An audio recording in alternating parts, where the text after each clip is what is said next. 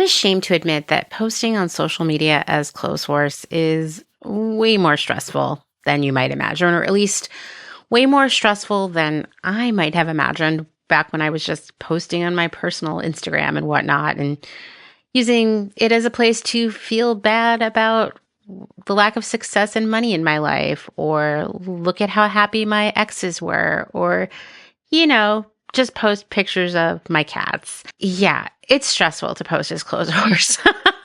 For years, I would just kind of like hold my breath for a minute as the post uploaded. And I think I still kind of do that. You just never know how a post will work out. And it is not uncommon for Dustin to ask me, what on Instagram upset you today? Because the thing about any post you put out there is maybe it'll flop. Maybe no one will see it, and it will just be another futile use of my time and effort that is all part of being a so-called content creator. And side note, I no longer consider myself a content creator because it implies a certain level of disposability for all of my work. So many thoughts there. So I am pretentiously now calling myself a writer, which, I do write a 20 to 40 page essay every week for an episode. So just let me have that. But anyway, maybe a post will flop.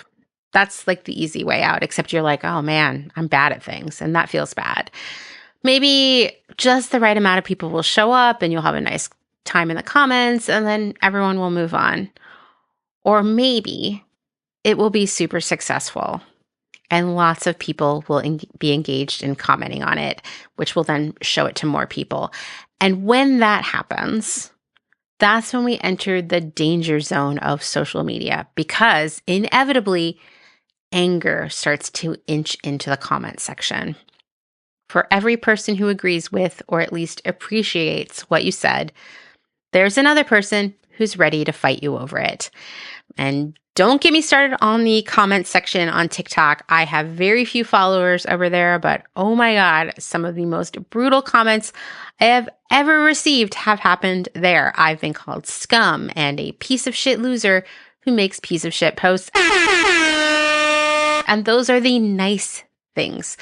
There was a guy on TikTok like a year and a half ago who was convinced that I secretly worked for Nike and was posting about Temu as a way of, I guess, getting people to buy Nike stuff. The irony of it all is, of course, he could have looked at my profile and seen that 2 posts before I'd posted about Nike. Maybe that's where the seed was planted and he didn't actually read the post.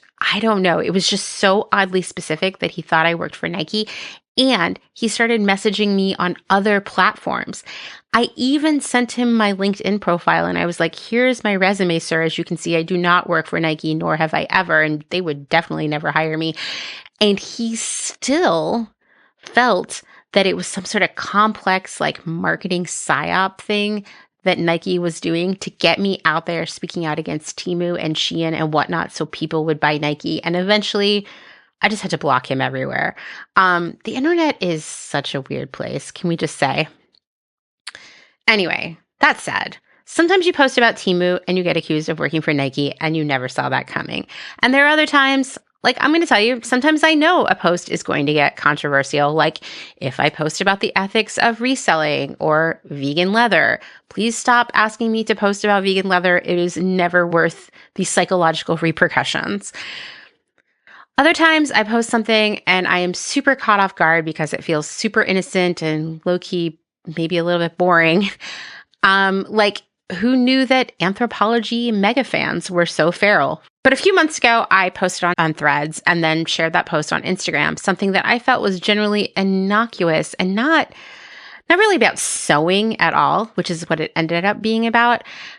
More just about how stupid a lot of these big box CEOs are, because I've been following just about every big box subreddit for years now.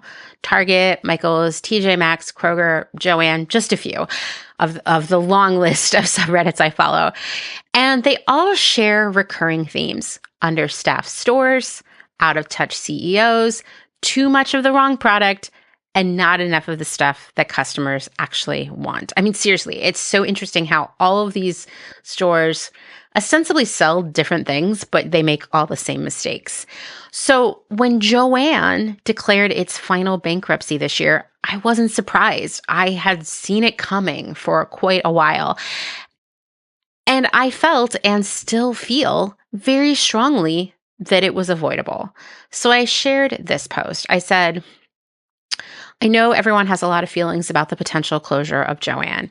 A browse through their Glassdoor reviews, where employees review their experiences, shows that retail workers were underpaid and overworked. The stores were wildly understaffed. A lot of other companies have chosen this approach to running their business, like Target. It's about time they start to go under from this stupid, cruel strategy. Let this be the return of the local fabric store. I'm ready for it. Well, that was a big mistake. Or maybe it wasn't, because it motivated me to create this episode. But oh my God, over the next few days, I was overwhelmed by a deluge of comments and DMs on both platforms, because the loss of Jo-Ann was more than just a big store closing. It was the end for many sewists of having a local resource for notions and fabrics. And in many places, Jo-Ann is, or more like, I guess, was the only fabric store around. And there was legitimate grief over its demise. I ended up blocking about 20 people whose grief and sadness and despair and all of those synonyms that I just redundantly listed, it manifested itself as just complete rage towards me. And listen, I have tremendous respect and fear for the sewists out there. They can wither me with one comment or by sharing one of my posts and stories and adding, this person is stupid. Yeah, guys, I see that. I see when you share my posts and what you add. I once had an episode onboarding conversation with a sewist that was such a nightmare. Like, this person hated me so much. I don't know why they were on this call with me, that I cried afterwards.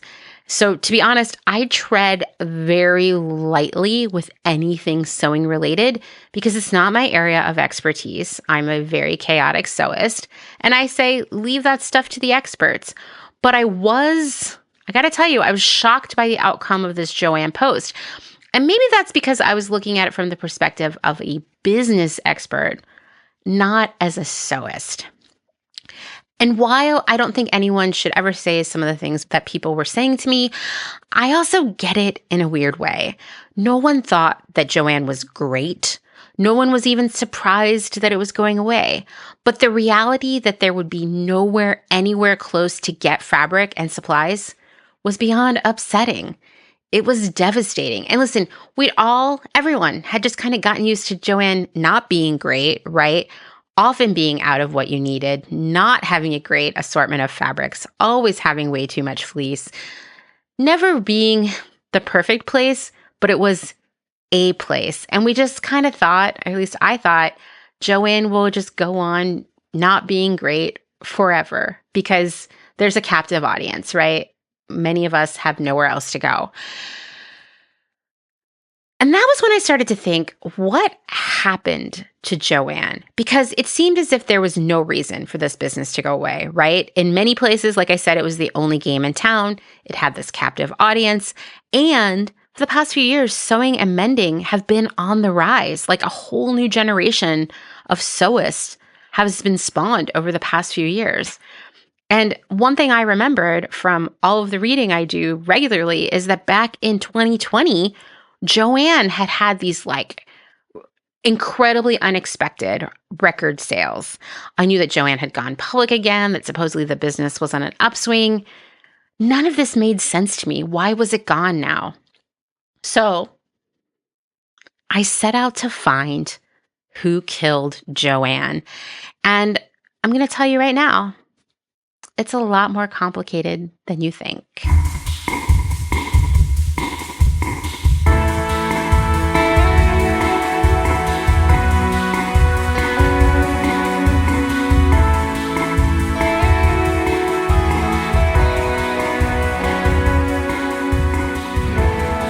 Welcome to Clothes Horse, the podcast that once lost a contact lens in a Jo-Ann bathroom. And what makes that so memorable is I I don't want to say I was at Jo-Ann on a date, but let's just say I was there with someone who I really had a massive, all-consuming crush on, and I was there to help them make a Halloween costume, and I went in the bathroom, and my contact fell out, and I couldn't find it, and I had to spend the rest of the day being kind of squinty and disoriented, and still trying to play it cool and be beguiling. Long story short, it didn't work out. The costume was great, though.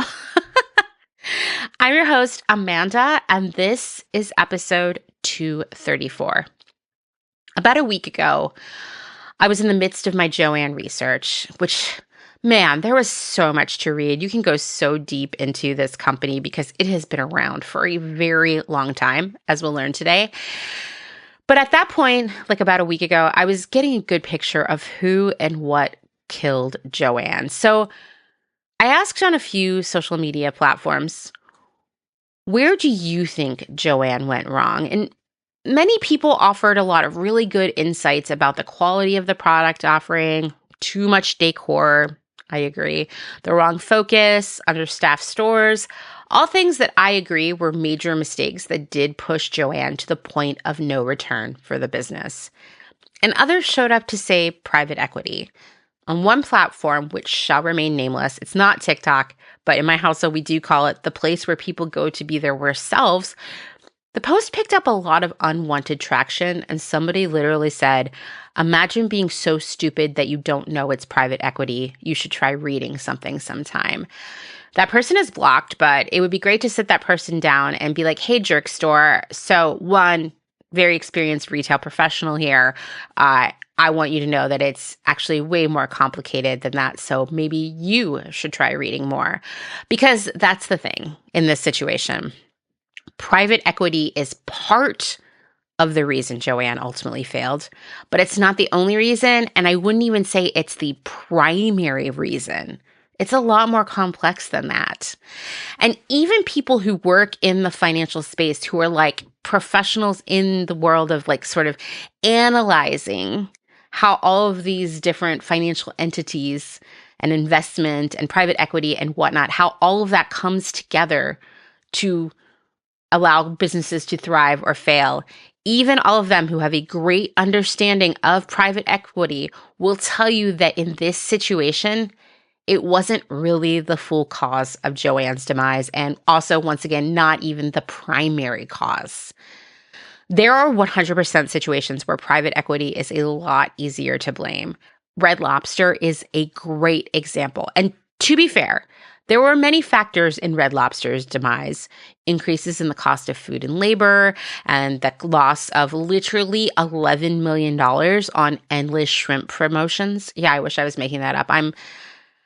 Can we just take a moment to talk about how much shrimp was eaten to make a company lose $11 million?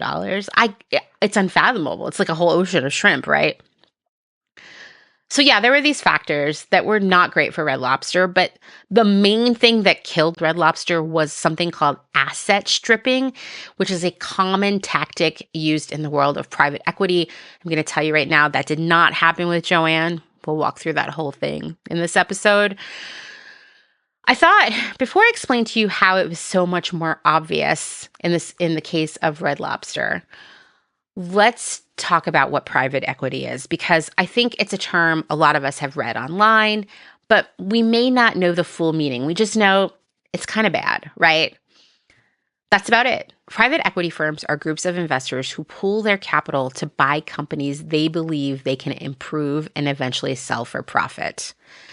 Now, we'll stop here for a moment. What they think of as improve may not be what we think of as improve, but the goal 100% is to make money off of this. So they're going to figure out how to profit from buying these companies. And sometimes that might mean that they make the company more successful.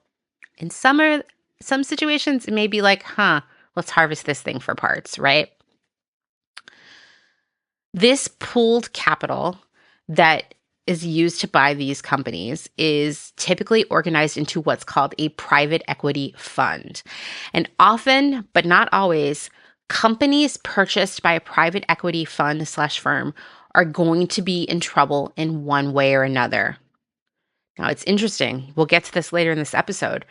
When Jo-Ann was bought by private equity, it was actually doing better than it had in a long time. Okay. But in most cases, it's a company is struggling. And when we talk about Red Lobster, that is going to 100% be the case. Sometimes these companies are just not profitable due to inefficiency, or they might have a lot of debt, right?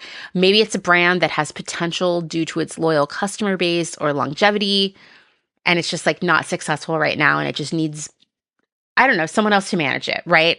Or let's just say the brand low key is kind of fucked, right? Like how could this company be saved? Well, maybe a private equity firm would buy that company because it has a lot of valuable assets like real estate that could be acquired and sold at a profit by the private equity firm. Once they own the company, the private equity firm works to increase its value. And this can involve changing leadership, streamlining operations, cutting costs, or identifying new growth opportunities. The goal, no matter what, is to give the initial investors in the fund a return on the investment. So the private equity firm wants to make money off of this deal. That's the goal, right? Either the firm will sort of harvest the company's valuable assets and sell them off at a profit, or it will rebuild the company to be more profitable in hopes of selling it off for more than they paid for it in the first place. Because that's the other thing.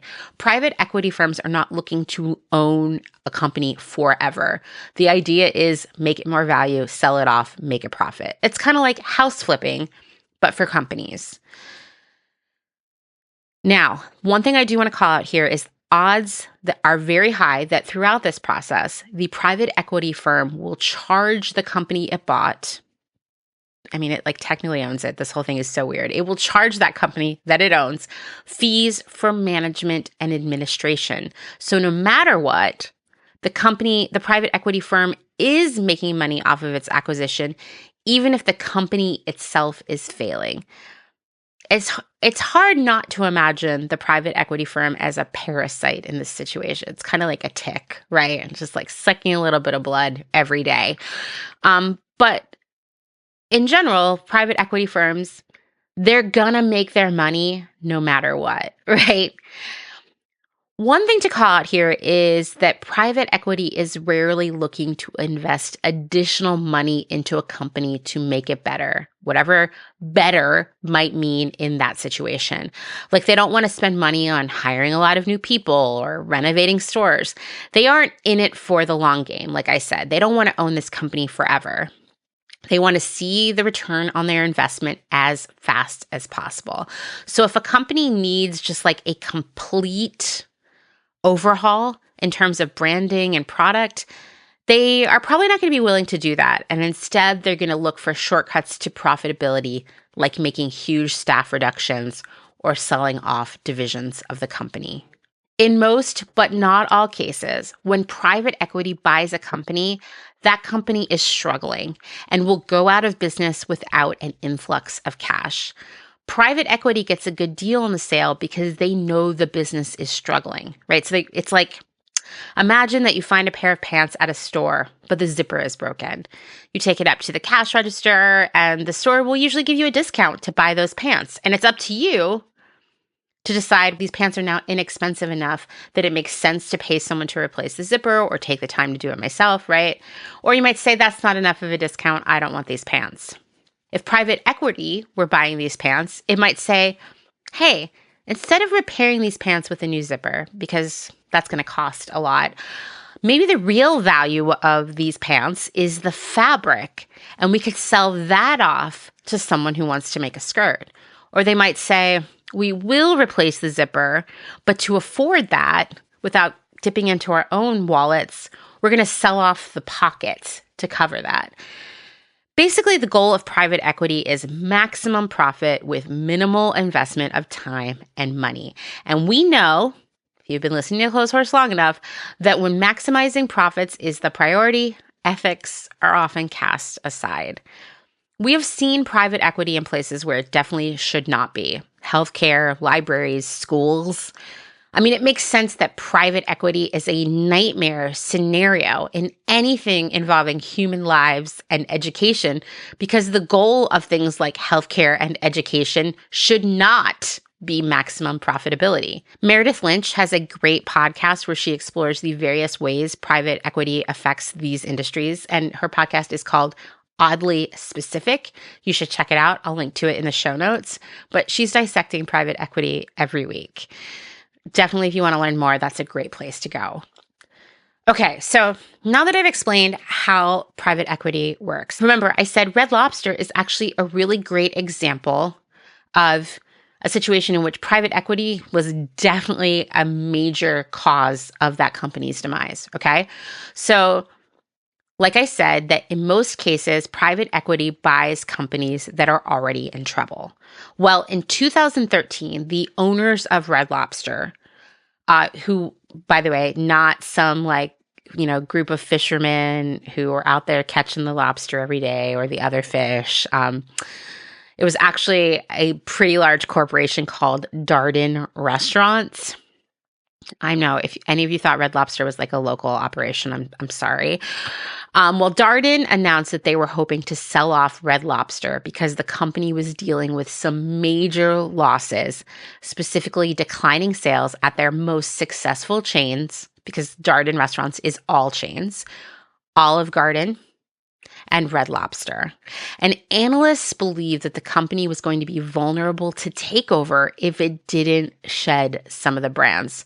So Darden held on to Olive Garden and put Red Lobster on the market. And I don't know, this is just me personally. I don't really eat seafood, but I also can't eat most of the stuff on the menu at Olive Garden, the celiac. But I personally, in this situation, would have held onto Red Lobster just because of those Cheddar Bay biscuits, which no, I should not be eating because they have gluten in them, but they're really delicious. Protect the Cheddar Bay biscuits. I had 5 last night. Me, I ate 7. I had to stop at 4. How many crab legs did I eat? Well, they were so good I lost count.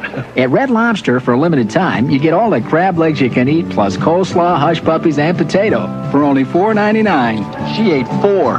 He ate 5. 6. You may be surprised how many crab legs you eat. Red Lobster is where America goes for seafood. Okay, so let's talk about Red Lobster a little bit here. Like, what are we dealing with? We now know not a local family restaurant, not run by the local fishermen. The first Red Lobster restaurant was opened in 1968 by Bill Darden and Charlie Woodsby, and less restaurateurs, more just entrepreneurs. Red Lobster pretty fast expanded to 5 locations, and it was bought by General Mills, the cereal company, right, in 1975. And in the 90s, General Mills spun Darden Restaurants off into its own subsidiary. And let me tell you, Darden seems to own most of the big chain restaurants, including, of course, Olive Garden, Longhorn Steakhouse, the Capitol Grill, Yard House, Bahama Breeze, Seasons 52, and Cheddar's Scratch Kitchen, which, by the way, a friend of mine from high school posts about going to Cheddar's all the time, and I've never been there, but she has me sold because they have some sort of baked potato soup that sounds amazing. In 2024, Darden bought beloved Austin Tex-Mex chain Chuy's, which makes me so sad because Chuy's, before that purchase, so delicious. So basically what we're talking about here is a big case of big restaurant, right? Like they just own these massive chains that, are in strip malls and mall parking lots all around the United States. In 2013, Darden is like, all right, we're going to put Red Lobster on the market. We're going to cut off one of these kind of like declining chains that we own, so that we can look better. Our balance sheet can look better, our business can look better and healthier, and let Red Lobster be someone else's problem. So in 2014, a private equity firm called Golden Gate Capital bought Red Lobster.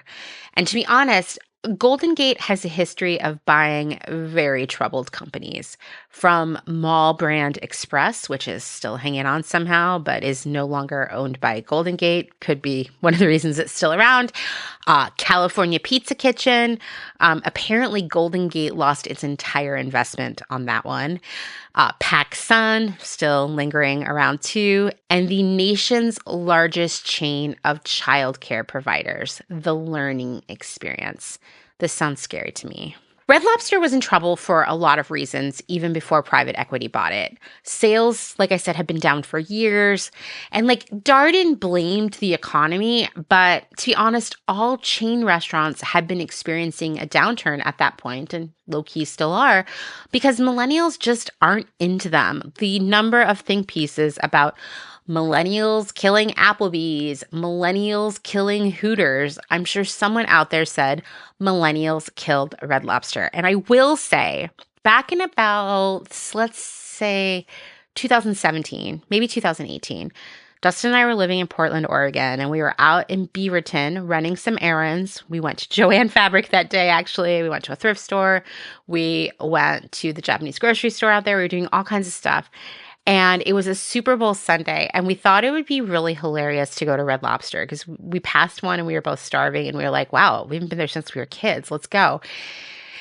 And what really struck me about that Red Lobster experience was that the location had been redecorated to keep up with the times. It had a little bit of that Magnolia modern farmhouse kind of vibe, which is interesting in a seafood restaurant.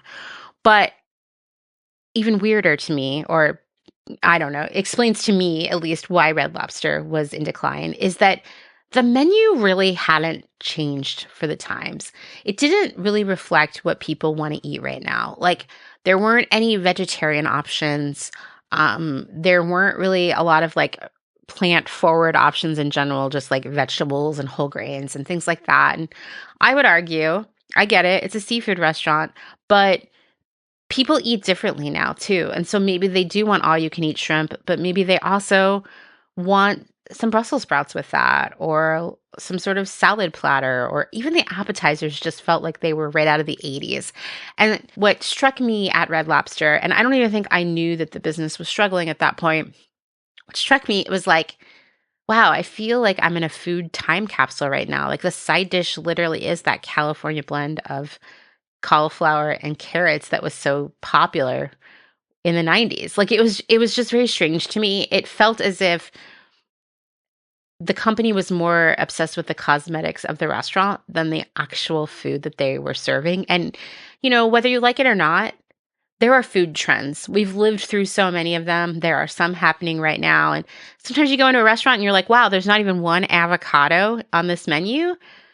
This is a restaurant that is behind the food trends, right? It's just things like that. Avocado might not be the best example, but it is one of those ingredients that has sort of permeated every menu, because it's oh, people like avocados now. We better get those in here. Anyway, that was my experience at Red Lobster, that I, as a merchant, a person who has spent my whole career anticipating trends, listening to customers, planning our future product assortment off of what I observed around me and what I had seen in data. Going to Red Lobster, I could say wow, this company is not doing that. They're not seeing what people are into right now. So here we are, Red Lobster is in trouble. Millennials don't want to eat there, etc. I really, at this point, when Golden Gate bought Red Lobster, I really doubt that they thought that they could fix it, because it was going to be expensive, and most likely not successful. Because how do you, in an era when people are kind of anti-chain restaurant, how do you make them into chain restaurants, right? It's too much of an undertaking. Even I don't even know where to begin with that, right? So when Golden Gate Capital bought Red Lobster, 500 of its locations were actually on land owned by Red Lobster in buildings built and owned by Red Lobster. So Golden Gate bought Red Lobster for $2.1 billion, and obviously it wanted a return on that money ASAP, because that is how private equity works. So it bought this company. Now, it knew about all these real estate assets. I'm sure it also knew. They spoke to experts, I have no doubt, who were kind of I don't know if Red Lobster is really savable, right? But man, does it have a lot of real estate. So here is what Golden Gate did. It sold off all the real estate occupied by those stores, by those 500 locations, for $1.5 billion. That money did not go to Red Lobster. It went to Golden Gate Capital. Now, every Red Lobster location was on land and in buildings owned by someone else. So Red Lobster was paying rent on those locations when it had not been before. And that rent was $200 million a year, approximately 10% of Red Lobster's total revenue. And the math, which was barely mathing before, wasn't mathing at all now. Across the financial media landscape, there seems to be a consensus that private equity did kill Red Lobster. But at the same time, private equity may have just greatly sped up the process of Red Lobster's demise. And as I said, it's fair because it's hard to imagine how someone saves Red Lobster. Like, what does a more relevant, successful Red Lobster look like? If less people prefer chain restaurants and maybe have higher expectations about where they eat and what they eat, how does Red Lobster keep up? Oh, and also, Red Lobster is still around as of today, now owned by a new private equity firm. And I would just say here, we know now the real estate has been sold off. We know now that Red Lobster cannot make money the way it operates right now.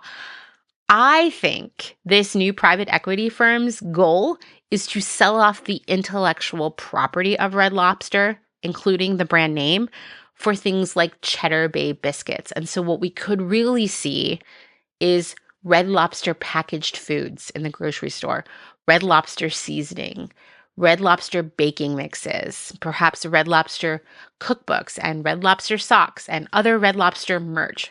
I don't know. What about a Red Lobster air freshener? What does it smell like? You tell me. Is it Old Bay? I don't know. The point is, this is generally what happens in this progression. When the business is already kind of failing and there aren't many assets left, the main asset is the brand itself. So it'll be interesting to see how that unfolds.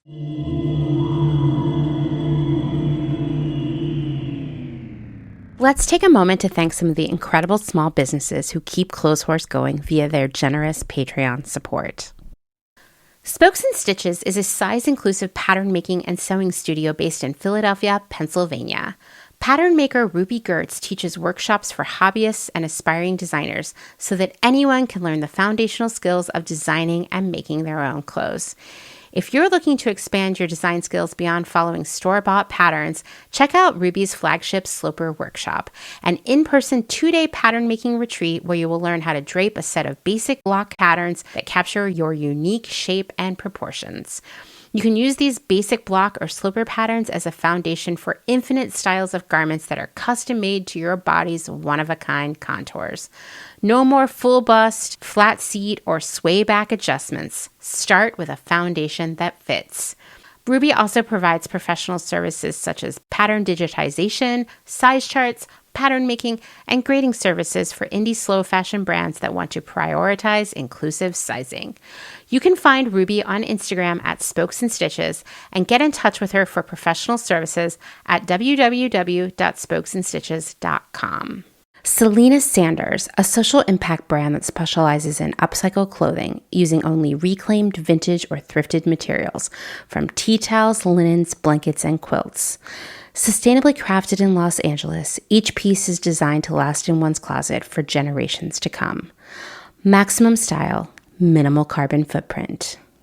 Shift clothing out of beautiful Astoria, Oregon, with a focus on natural fibers, simple hardworking designs, and putting fat people first. Discover more at shiftwheeler.com. Late to the party, creating one-of-a-kind statement clothing from vintage, salvaged, and thrifted textiles. They hope to tap into the dreamy memories we all hold. Floral curtains, a childhood dress, the wallpaper in your best friend's rec room, all while creating modern, sustainable garments that you'll love wearing and have for years to come. Late to the Party is passionate about celebrating and preserving textiles, the memories they hold, and the stories they have yet to tell. Check them out on Instagram at Late to the Party People. Vino Vintage, based just outside of LA. We love the hunt of shopping secondhand because you never know what you might find. Catch us at flea markets around Southern California by following us on Instagram at vino.vintage so you don't miss our next event. Dylan Page is an online clothing and lifestyle brand based out of St. Louis, Missouri. Our products are chosen with intention for the conscious community. Everything we carry is animal-friendly, ethically made, sustainably sourced, and cruelty-free. Dylan Page is for those who never stop questioning where something comes from. We know that personal experience dictates what's sustainable for you, and we are here to help guide and support you to make choices that fit your needs. Check us out at dylanpage.com and find us on Instagram at dylanpagelifeandstyle. Salt Hats, purveyors of truly sustainable hats, hand-blocked, sewn, and embellished in Detroit, Michigan. Find us on Instagram at Salt Hats. Gentle Vibes Vintage. We are purveyors of polyester and psychedelic relics. We encourage experimentation and play not only in your wardrobe, but in your home too. We have thousands of killer vintage pieces ready for their next adventure. See them all on Instagram at Gentle Vibes Vintage. Thumbprint is Detroit's only fair trade marketplace, located in the historic Eastern Market. Our small business specializes in products handmade by empowered women in South Africa, making a living wage, creating things they love like hand-painted candles and ceramics. We also carry a curated assortment of sustainable and natural locally made goods. Thumbprint is a great gift destination for both the special people in your life and for yourself. Browse our online store at thumbprintdetroit.com and find us on Instagram at thumbprintdetroit. Vagabond Vintage DTLV is a vintage clothing, accessories, and decor reselling business based in downtown Las Vegas, Nevada. Not only do we sell in Las Vegas, but we're also located throughout resale markets in San Francisco, as well as at a curated boutique called Lux and Ivy, located in Indianapolis, Indiana. Jessica, the founder and owner of Vagabond Vintage DTLV, recently opened the first IRL location located in the Arts District of downtown Las Vegas on August 5th. The shop has a strong emphasis on 60s and 70s garments, single-stitch tees, and dreamy loungewear. Follow them on Instagram at Vagabond Vintage DTLV and keep an eye out for their website coming fall of 2022.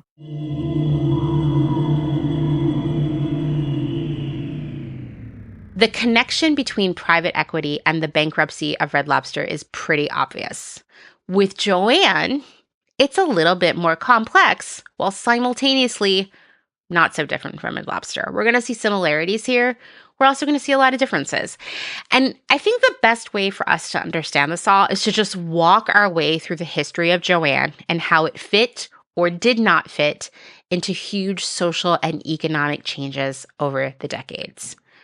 In 2003, Jo-Ann celebrated 60 years of business with special shirts for its employees and a super special anniversary magazine that was available in stores. And no, strangely enough, it was not free, which I'm sorry, this feels like a misstep already. And while I don't have that magazine in hand, I'm lucky that the internet still exists and parts of this magazine are still available online. And a story from this magazine called 60 Years of Serving Creativity by Marsha McGregor gives you a good view of the history of the company, while also, because remember, this was in a magazine that the brand itself was selling. It also omits some key things like the time it was accused of committing securities fraud in the mid-90s, which we'll also get to. But the story itself is super gloppy and sappy, as one might expect it to be. I mean, this person was paid, maybe even was a Jo-Ann employee, paid to write this article for a magazine celebrating Jo-Ann that is sold in Jo-Ann. We're not going to get the most unbiased journalism here, but I still think there's some really important parts of that article that actually get us started on our journey to understanding what happened to Jo-Ann. The whole article begins with a little vignette that I'm going to read to you word for word right now. Are you ready? A young boy busies himself straightening the shelves of notions in his family's shop. It is Saturday, and the store is humming with its familiar sounds. Customers chatting while they thumb through patterns, scissors cutting fabric from broad, colorful bolts, children tugging on their mother's sleeves, asking for a drink of water. Feeling a familiar tap on his shoulder, the boy turns. A dollar bill and a handwritten note are pressed into his hand. The note bears a cryptic message that he quickly decodes. Butterick, 5562, size 12. He understands his mission and instantly darts out of the store. A customer has requested a pattern, and his grandmother has learned that she does not have it in stock. So she has quietly dispatched him to buy the pattern her customer seeks from the Five and Dime across the way. He returns quickly, transferring the package to his grandmother's hand. There is a brief, unspoken exchange of covert victory between the two of them. She will make no money on that sale today, but she has kept a customer happy. Instinctively, she knows this decision is sound business, as surely as she knows cotton from silk. The boy, watching the customer smile as she thanks his grandmother and pays for the pattern, listens and learns. He has witnessed again what lies at the core of his family's business ethic, and it will stay with him always. So the moral of this little story is that, well, that little boy's grandma, Hilda Reich, one of the founders of Jo-Ann, knew that the most essential part of a successful business was making the customer happy. Now, I've worked many places where executives would repeat over and over in like all hands meetings and business meetings, we're obsessed with our customer, she's our muse, etc. But then in the way we ran our business and the kinds of products we offered, we didn't really reflect this obsession. None of the decisions did. However, this is advice I give my clients all the time. A successful business with longevity must listen to its customers, both the things the customer says explicitly in product reviews and in store, and via her behavior. What does she want? When does she want it? Where does she live? How do we meet her where she is? That means changing as she changes. As we walk through the history of Jo-Ann, we will see times when the business did adapt to changing times, trying to follow its customers. And we will also see when and where the company did not prioritize its customer and the ever-changing world she lived in. Remember when I said that private equity was part of the demise of Jo-Ann, but not the whole story? You'll start to see evidence of other bad decisions the company made as we move through its history. Now, that little boy in that story is Alan Roskam, the CEO of Jo-Ann from 1985 until 2006. And he is responsible for moving Jo-Ann into larger stores and strip malls. He's also responsible for overseeing the company while it was doing some really dumb shit. And to be honest, by the time he stepped down as CEO, Jo-Ann was on the verge of bankruptcy. Things were very bad. There were good times, there were bad times. I'm sure he learned a lot of stuff along the way. The story of Jo-Ann begins in the early 1940s in Cleveland, Ohio, and it's such a quintessentially American dream kind of tale. German immigrants Hilda and Bertold Reich were running a cheese and gourmet food shop, which sounds amazing, and I wish I were there right now. Sigmund and Matilda Rohrbach, who were also German immigrants, said, "Hey, I see you're selling cheese, you're selling food. We have an idea. Why don't you also sell fabric?" I say this out loud. I'm like, what? It was a different time. Okay. And Hilda and Bertold were like, yeah, like, let's give it a try. And so they put some fabrics in there and people were buying them. And then soon they moved the fabrics to the front of the store. And that was going even better. So they moved the food shop to another location and made this whole shop just a fabric store. And they called it Cleveland Fabric Shop. And that happened in 1943. Cleveland as in Cleveland, Ohio, which is where they were. I know, wild name choice, right? This store was primarily run by Hilda and the Rohrbach's daughter, Alma Zimmerman. A second store was opened in 1948. Betty Reich, another daughter, and her husband, Martin Roskam, would deliver new bolts of fabric to the store every Saturday. So we see that it's a real family-run business with Hilda still leading it.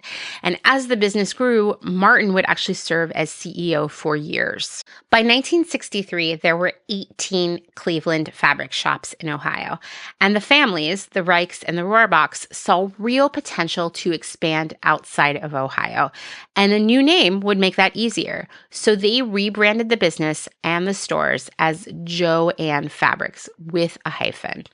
The name combined the names of Alma and Betty's daughters, Joan and Jacqueline Ann.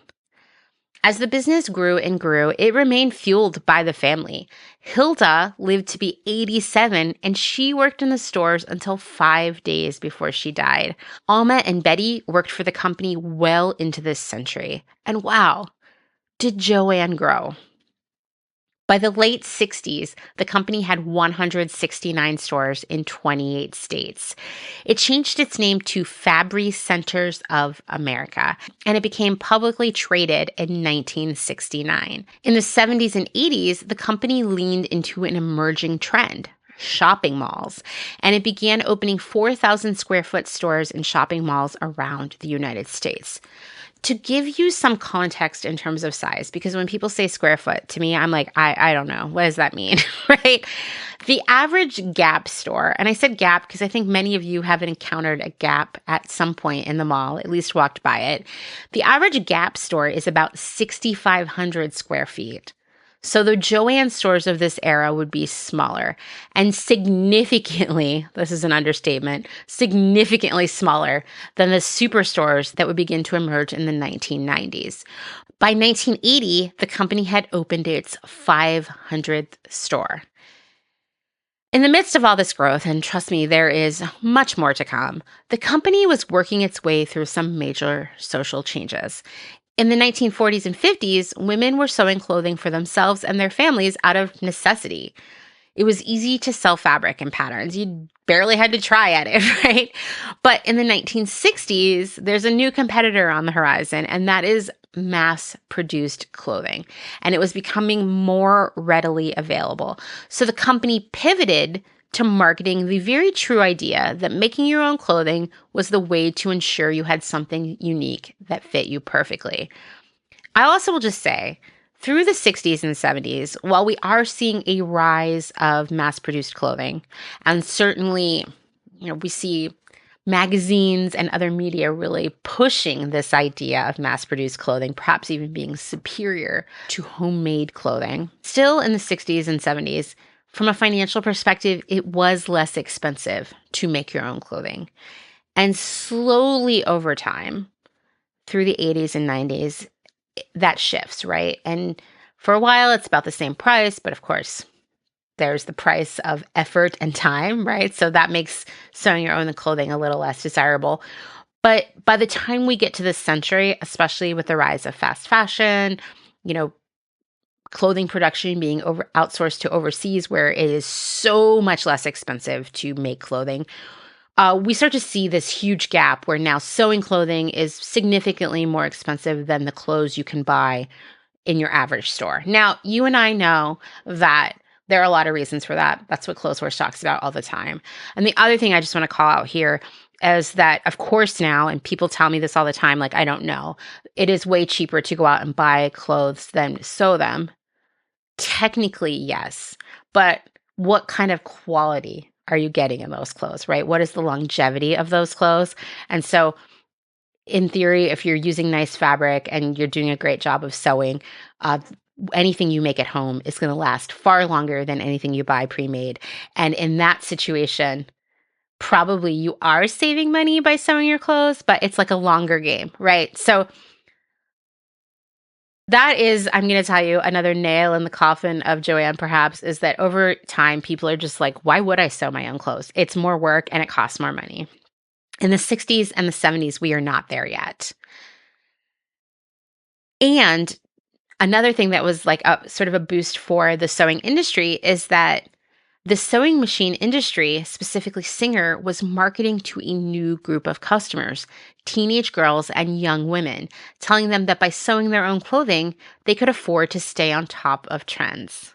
Furthermore, most public schools at this point were including sewing as part of their mandatory home economics curriculum, creating an entire generation, baby boomers, who knew at least a little something about sewing. And to even further grow this market of home sewers, Jo-Ann began to offer more fabrics that were easier to sew. So great for beginners or people who are just really nervous or maybe didn't have the full skill set to sew with the really difficult fabrics. So they started selling things like double knits and polyester, which were a little bit more forgiving. And this just grows their business even more because more people are sewing and it makes sense for them to sew. And once again, Jo-Ann isn't having to do a lot of pivoting to sell fabric and patterns. They just need to be in more locations, right? So their focus really is expansion, not even necessarily new customer acquisition at this point, because customers are just showing up. They're like waiting for the store to open. And in the 1970s, as the United States was struggling with inflation and a poor economy, many families found themselves relying on sewing clothing at home more than ever because, as I said, at this point, sewing your own clothing was still more affordable than buying mass-produced clothing. And I'll tell you, we'll come back to this later in this episode, but the leadership of Jo-Ann would say over and over again, fabric and patterns, recession proof, right? Like we've proven this. We just came through the 70s where people were really struggling and our business was stronger than ever because no matter what, people are going to need to buy fabric to make clothes, right? They felt like there was no risk in expanding this massive fabric chain because it would always be a necessity, like a grocery store. Right. And you can say, like, to a certain extent, a grocery store is kind of recession proof, right? Because people will always need food. The thing that I think no one at Jo-Ann saw coming is that, which I talked about a few minutes ago, was that the way clothing was manufactured was going to change so much that soon clothing would be cheaper to buy pre-made than to make it yourself at home.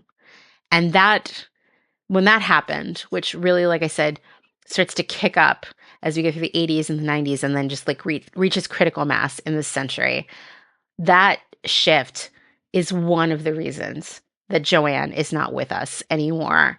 It's more complicated than that, and I still think the business could be saved. We'll talk about that more later too, but we cannot understate the fact that a shift happened where sewing clothing went from being a necessity, a part of day-to-day life. Remember way back in the episode with Ruby, I think that was in December, we talked about how it used to be very normal that one of your wedding presents was a sewing machine, or you might get one when you graduated from high school or from college. Like everybody was sewing at home, and a sewing machine was just as ubiquitous as a washing machine. Sewing went from a regular part of day-to-day life, the sewing machine, an essential appliance for every household, to a leisure activity. And when that happened, which it took decades to play out, that is when fabric stores were no longer recession proof, because if you're struggling for cash, one of the first things you're going to do is cut out your hobbies, right? And sewing, you're not going to go hit up Jo-Ann.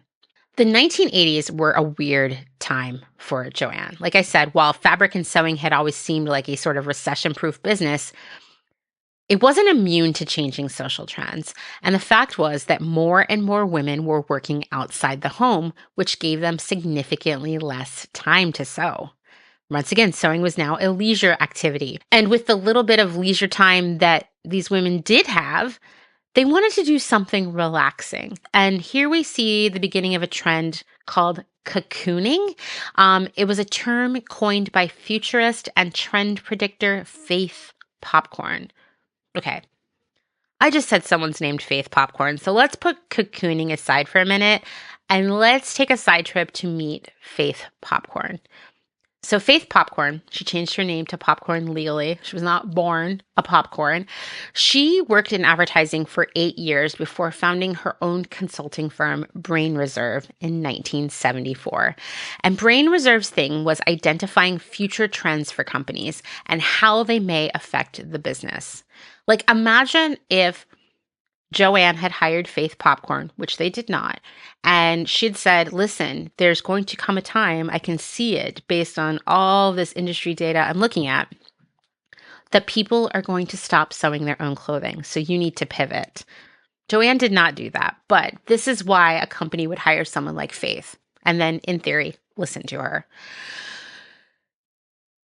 I will just say that this is like a dream job for me, but it also is a super essential business. For example, Faith Popcorn advised Coca-Cola to get into bottled water. Now, she told them that in 1981, and I don't know how hard they listened, but they launched Dasani in 1999. And I think that still counts as listening to her, even if it was 18 years later. She also told Kodak in the 1980s to start exploring digital photography. According to Popcorn, quote, we told them that print film was dead and the future was all digital. They fired us. But she was right? In the 1990s, Fortune magazine called her the Nostradamus of marketing, but she believes that predicting trends is possible by tirelessly observing the culture around us.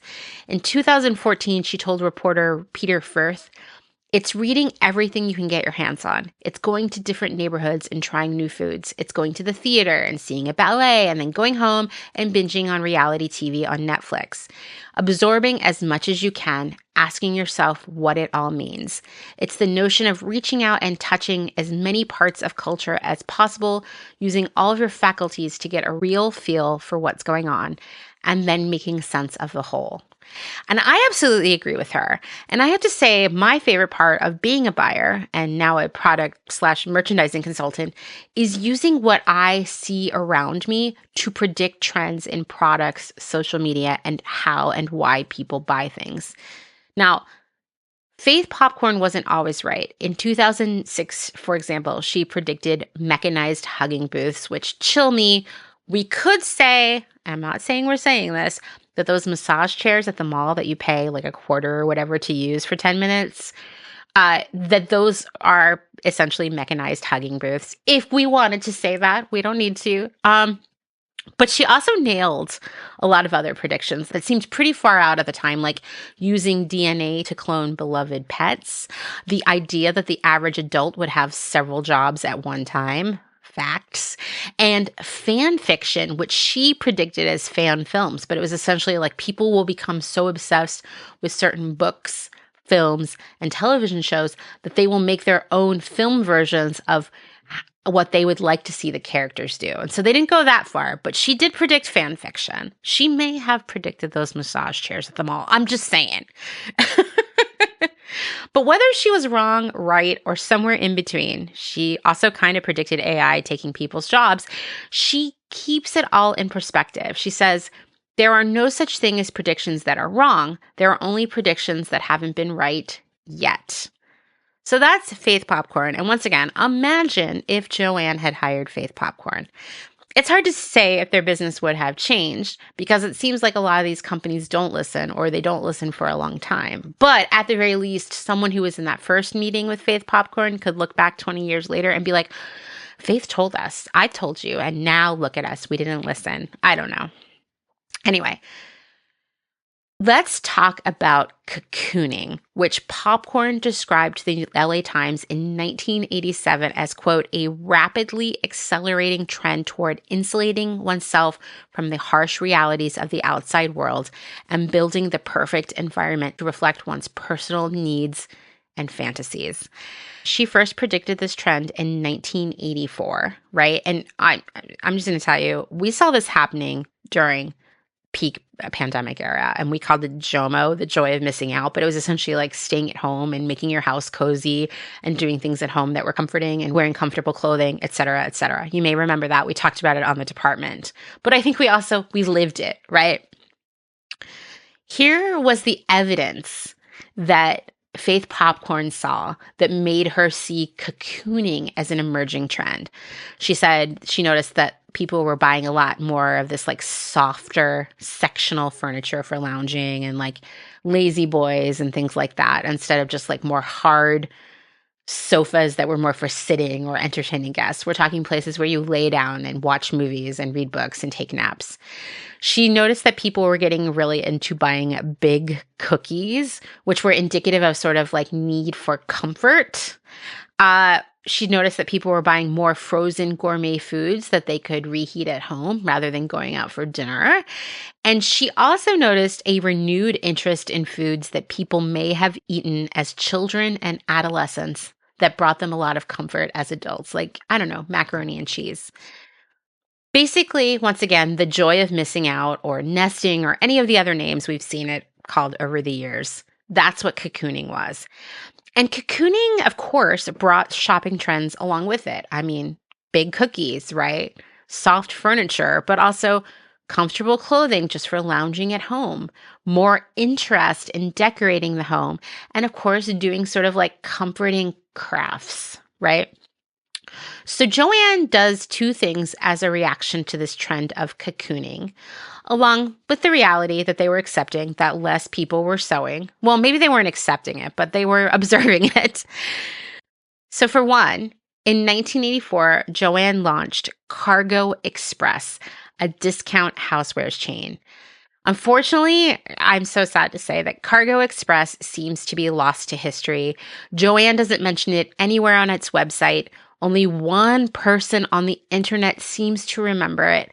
They imply that it was very, I don't know, adjacent to, say, a Pier 1 Imports, also RIP, maybe a World Market kind of place. I'm so sad. I couldn't find anything. So if you have seen anything about Cargo Express online or you have memories of it, please send them my way. I know lots of people would love to hear about it. Apparently, the reason we have never heard about Cargo Express is it was such a flop that when Jo-Ann tried to sell the chain in 1993, no one was interested. And in 1994, it just had to liquidate the business for a loss of $5.2 million. I'm going to tell you, that starts in the 80s, ends in the 90s, but in the late 80s, Jo-Ann was in peril for the first of many times. Its stock was reduced to junk bond status, which basically means this stock is super risky because there is a good chance this company will default on its debt, because the company had a lot of debt. They were opening all these stores all the time, and sales were just not as good as they had once been. Suddenly, this business was not only not recession-proof, it wasn't trend-proof. Cargo Express was a flop and the company was just bleeding money. So something had to change, right? So Jo-Ann started reacting to this cocooning trend by adding some new product to some of its stores, namely home decor items like artificial flowers and craft kits and supplies. And guess what? It was successful.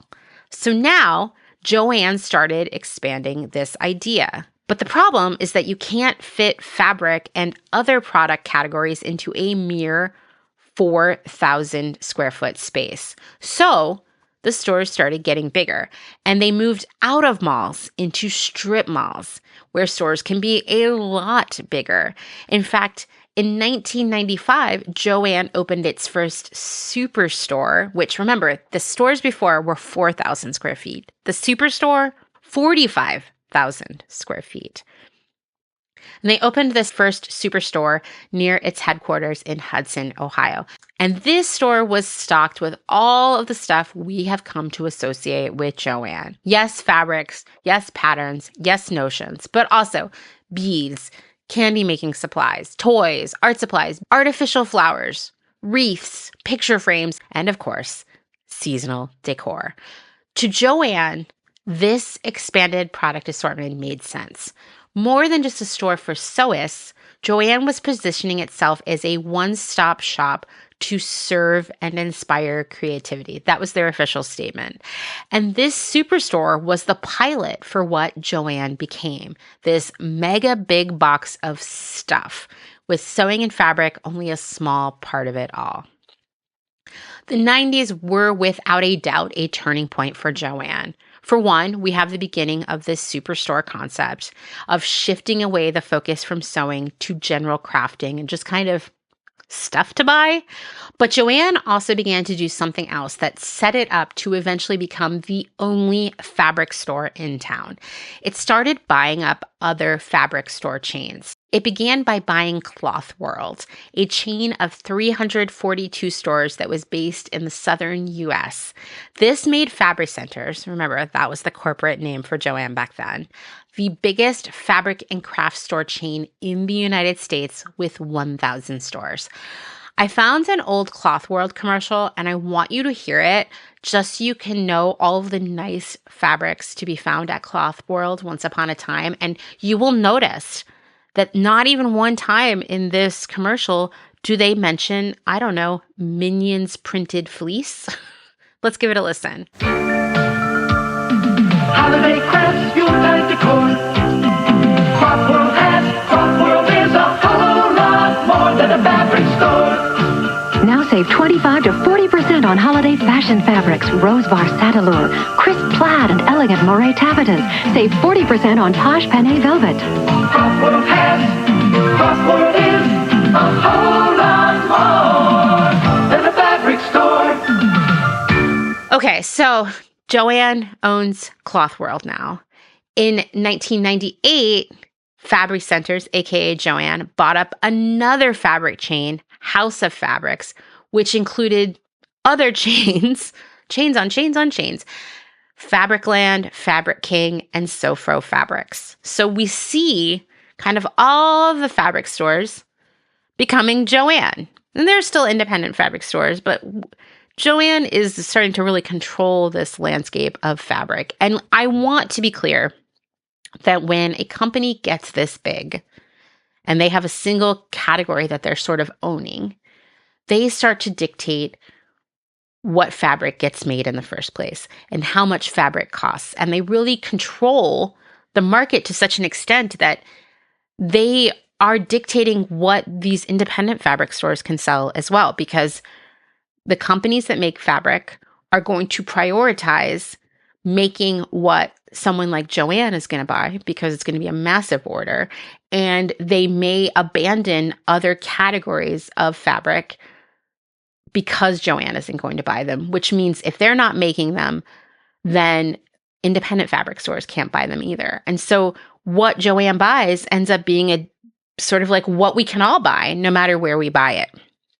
And we see this also even, this is an example I've cited in the past here, but Walmart really here in the United States has a major chokehold on groceries and grocery prices because half of the groceries bought in the United States every year are bought from Walmart, right? So they get to dictate kind of what groceries are at this point and how much we pay for them.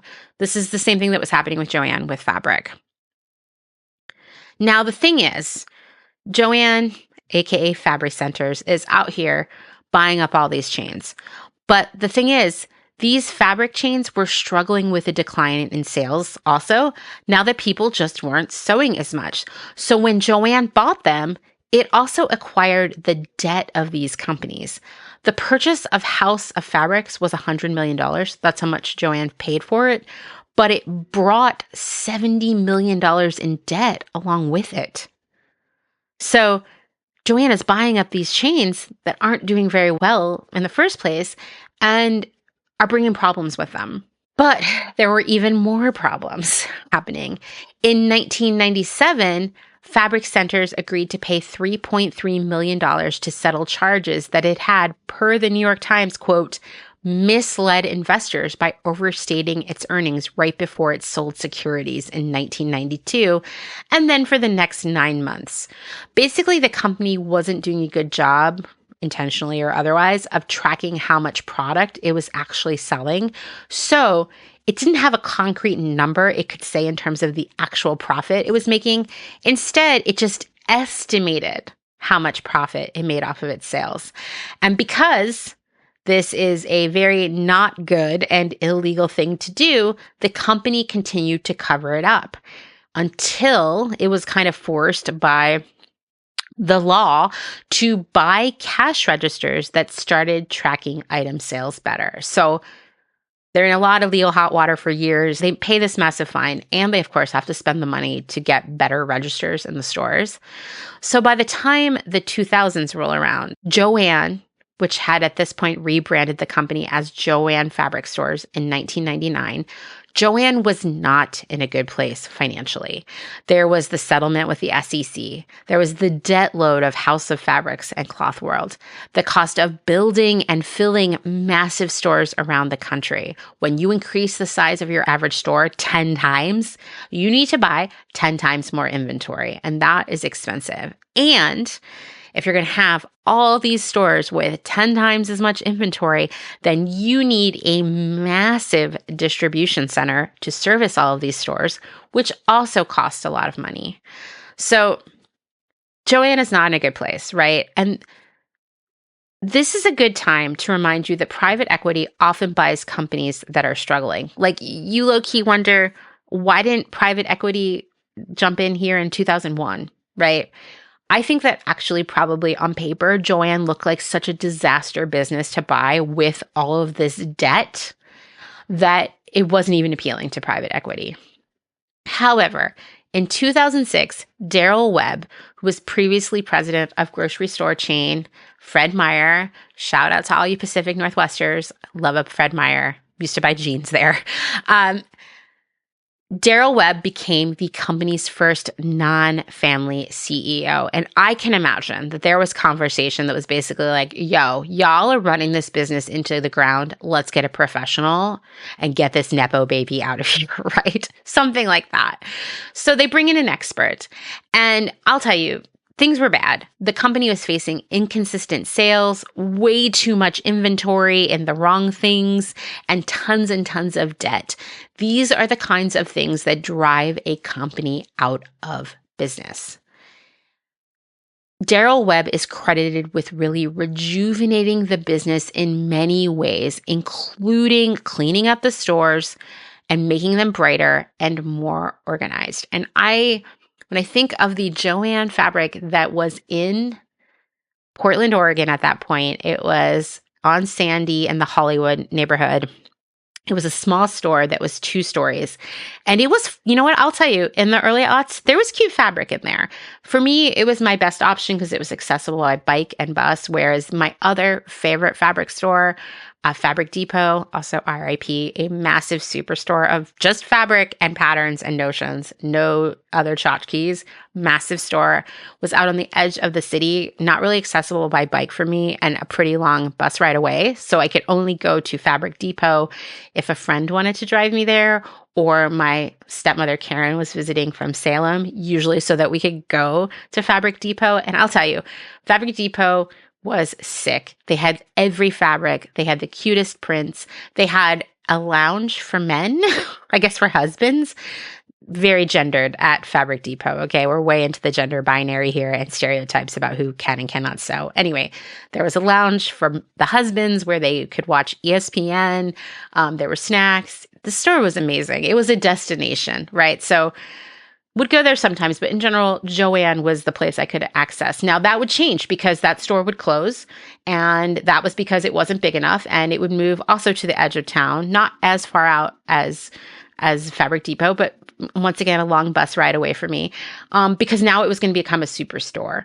But that in-town version of Jo-Ann, it was chaotic. It was very tightly packed. It did not have aspirational merchandising, and it was dimly lit, and it felt a little dirty, but it felt cozy. There was something about like biking through the winter mist of Portland to lock up my bike and then go in there, and the brightness of the fabric and just the cozy energy of that store that I feel like it lives on. I sometimes have dreams about going to that Jo-Ann. It's an archetype of something in my subconscious. But Daryl Webb is like, we got to stop with these little stores that are jammed, chaotic, maybe not in the best locations for parking. Let's move them out. Let's get them bigger, cleaner, and better. And he also identified the core customer of Jo-Ann, and shocker, the core customer of Jo-Ann is and was sewists. Yeah, because the company no longer was at least acting that way. And Webb was like, hey, guys, sewists, people who sew, that's your core customer. We have to shift the focus back to sewing. Not scrapbookers, not jewelry makers, not watercolors. We're focusing on people who sew. And of course, that almost feels ironic to me now when I picture what Jo-Ann looked like in its final decade. Too much decor, copious amounts of artificial flowers, cake decorating supplies, kids' craft kits, and really, the last time I went to Jo-Ann, very little fabric, and specifically, very little fabric for sewing clothing. And you know what? All these changes that Webb made, they were magic, because by 2010, the company had no debt for the first time in a very long time. Sales were decent, things seemed good. And then something weird happened in 2011. The company accepted an unsolicited bid from private equity firm Leonard Green and Partners, also known as LGP, to take the company private in a $1.6 billion deal, because previously Fabric Centers, aka Jo-Ann, publicly traded. But Leonard Green and Partners was like, hey, we want to buy this. We'll no longer be a publicly traded company. And yeah, let us in on this.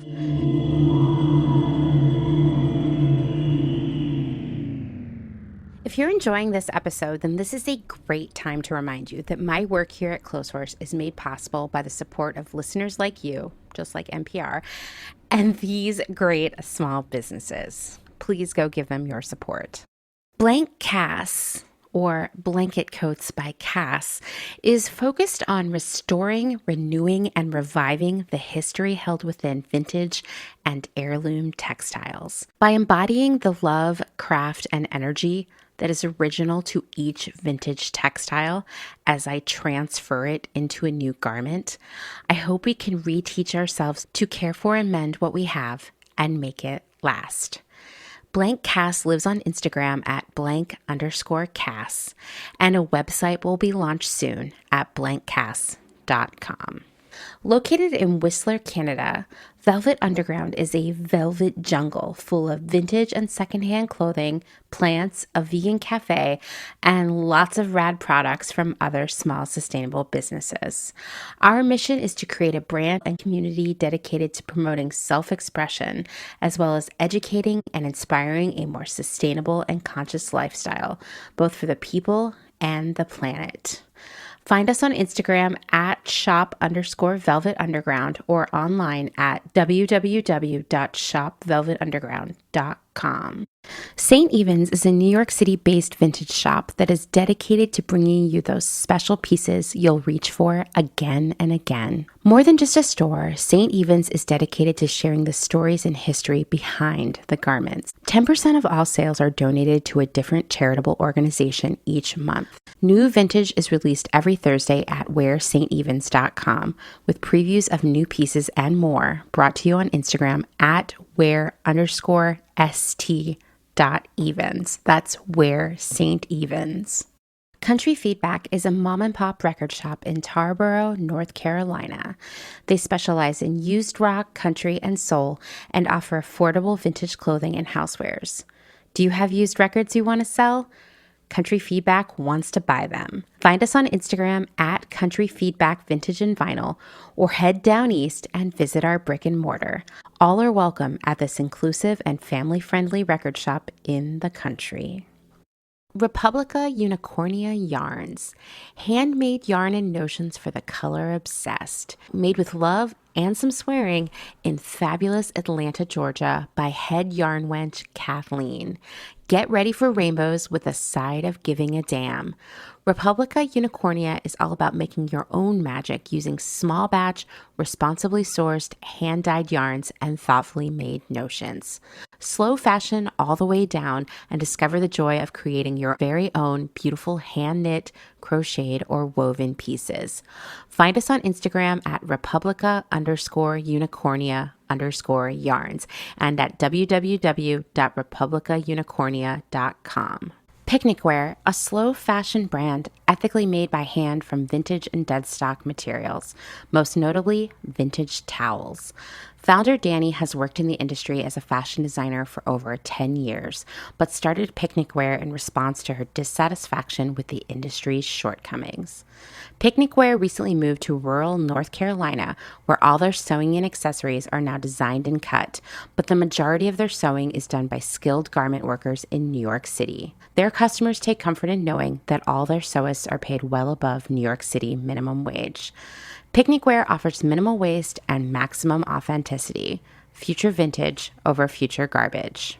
Cute Little Ruin is an online shop dedicated to providing quality vintage and secondhand clothing, vinyl, and home items in a wide range of styles and price points. If it's ethical and legal, we try to find a home for it. Vintage style with progressive values. Find us on Instagram at Cute Little Ruin. Is there a little bit of Italy in your soul? Are you an enthusiast of pre-loved decor and accessories? Bring vintage Italian style and history into your space with the Pewter Thimble. We source useful and beautiful things and mend them where needed. We also find gorgeous illustrations and make them print-worthy. Tarot cards, tea towels, and hand-picked treasures available to you from the comfort of your own home. Responsibly sourced from across Rome, lovingly renewed by fairly paid artists and artisans, with something for every budget. Discover more at thepewterthimble.com. Deco Denim is a startup based out of San Francisco, and it sells clothing and accessories that are sustainable, gender fluid, size inclusive, and high quality, made to last for years to come. Deco Denim is trying to change the way you think about buying clothes. Founder Sarah Mattis wants to empower people to ask important questions like, where was this made? Was this garment made ethically? Is this fabric made of plastic? Can this garment be upcycled? And if not, can it be recycled? Sign up at decodenim.com to receive $20 off your first purchase. They promise not to spam you and send out no more than 3 emails a month, with 2 of them surrounding education or a personal note from the founder. Again, that's decodenim.com.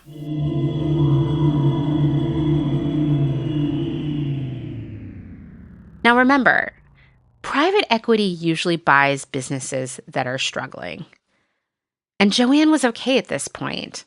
And furthermore, a leveraged buyout, which is what LGP was proposing, can destroy a business with debt. And you're like, yeah, what does that mean, Amanda? Okay, well, what is a leveraged buyout? In this situation, LGP was going to be able to afford the purchase of Jo-Ann, taking it once again from publicly traded to privately owned, by borrowing the money to buy it. And to get the money to buy it, it put Jo-Ann's assets, like its real estate, and also its future sales potential, up as collateral for that loan. And this is just how rich people get richer, I swear. It makes no sense to me. They were able to put up the thing that they were going to buy as collateral, basically, without even owning the thing first. It makes no sense to me. This allowed LGP to buy Jo-Ann without spending much of its own money. But it also meant that now Jo-Ann had a ton of debt. And previously, before this happened, it did not, right? It also meant that it would have to pay the private equity firm all kinds of fees for managing it. So this whole thing, you're like, why would Jo-Ann do this? Why would they take this deal? They didn't need it. Well, because it made the CEO and anyone else who owns significant stock in the company, like the founding families, very, very rich. I suspect the families were kind of like over it. Like the original founders had passed away. Their children who were like the next in line running the company were probably retired or, elderly at this point. This next generation of the family was just like, we don't want to do it anymore. Just give us our money. And so this happened. The sale went through. And to be fair, LGP was known at this point, at least, for being a relatively hands-off company, meaning that it would still allow Jo-Ann to kind of run itself. The Jo-Ann corporate offices had always been known for their family sort of vibe, just like full of people who were passionate about making things.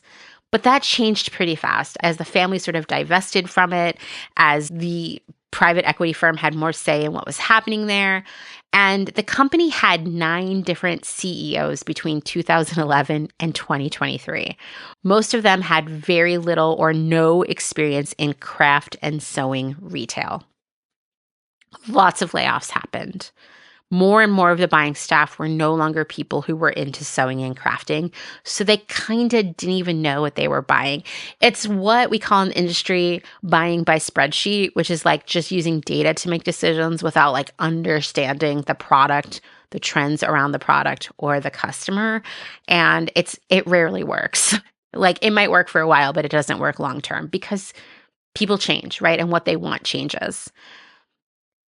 And so business just wasn't good at Jo-Ann. And yes, part of this was probably these changes that were happening in the corporate offices, but there was also just too much competition in the craft and home decor space. I mean, let's just think about it now. First off, if we're just going to talk about home decor stuff and seasonal decorations and whatnot, there are places like Home Goods and TJ Maxx and Marshalls, which were growing exponentially then. I don't know if they're growing as much now, but they are ubiquitous. And they were selling discounted home decor items, right? Then, of course, there are massive chains that make Jo-Ann's 1,000 stores look puny, like Target, which was selling home decor, and places like Walmart that sell both home decor and craft and sewing items. And then there is the Amazon of it all, where just about any sewing notion and craft supply could be found for cheaper than anywhere else. Jo-Ann coupons be damned. Lastly, but definitely not leastly, Jo-Ann had 2 major competitors in the craft space that were expanding alongside it in the 90s and this century. And I'll tell you, the thing that neither of these competitors really had was fabric and sewing stuff. But otherwise, in terms of all the craft and the seasonal decor and the artificial flowers and the framing and just the tchotchkes, you could walk into any of these stores and almost not even be able to tell them apart. And that was Michael's, which was also owned by private equity and is constantly in a state of crisis due to debt. And trust me, the subreddit for Michael's tells a lot of the same stories that the subreddit for Jo-Ann has been telling for years. And then there's Hobby Lobby. Now, Hobby Lobby is still family owned and somehow always full of cash. And I think that allows them to try new products and fully staff their stores. And I have a lot of very negative feelings about Hobby Lobby and many reasons that I will never shop there, which I'm sure many of you share. I will tell you, I don't really speak about Hobby Lobby publicly very often because I did a few years ago and it turned into, it was kind of wild because I'm like a nobody, right? But enough people saw my post that a group of people got together and did a campaign to bomb the Apple reviews for my podcast with 1-star reviews saying that I promote anti-Christian hate speech, like I am a really bad person, like all of these horrible things that I had to do a whole thing with Apple to get removed. And these people were also sending me harassing messages and like it was really scary. And like, once again, I am like a grain of sand in a desert full of people, right? And so I was just like, I can't believe this is happening. So I don't really talk about Hobby Lobby. I'll just say they suck. If you don't know, just Google it. Google Hobby Lobby controversy. Hobby Lobby sucks. Why I don't shop at Hobby Lobby, or even just go look at the Wikipedia for Hobby Lobby and you will see why I do not like that company. But talk about a company that has also expanded massively in this century. We even have one here in Lancaster now, which I thought we would never get one. And you think about Hobby Lobby and Michael's just being kind of like everywhere. Like if I'm on a road trip, I'm like, oh, I see a Target. So that means nearby there is a Michael's. There is probably a Dick's Sporting Goods. There might be a Nordstrom Rack. There's definitely going to be an Ulta and maybe a Kohl's within like a 5-mile radius of this place. Hobby Lobby has joined that set of stores that you just kind of always see together, right? It's hard for me to imagine how anyone at Jo-Ann, felt that they could compete with Michael's and Hobby Lobby, who were in the same cities as them now at this point, the same towns, the same strip malls even, and essentially carry the same product and be successful. I mean, it's just bad retailing, right? So, by the late 2010s, Jo-Ann was dealing with a lot of obstacles, right? The waning popularity of home sewing, fast fashion's like essentially destroying it. Plus, we all have 37 jobs. Who has time for it? Too much competition on the craft and home decor space. And of course, massive fucking debt, thanks to that private equity deal. And then the company began to do the things that we know too well at this point. It cut its headcount and staffing in stores in an effort to rein in expenses. It's a capitalism classic, right? And this leads to a cascading series of issues. First, there's just not enough staff to keep the floor fully stocked. And this has been a growing issue for Target for years. It's no coincidence that Target sales were declining even before the boycott began this year, because when inventory isn't on the sales floor, it's kind of a double whammy of trouble.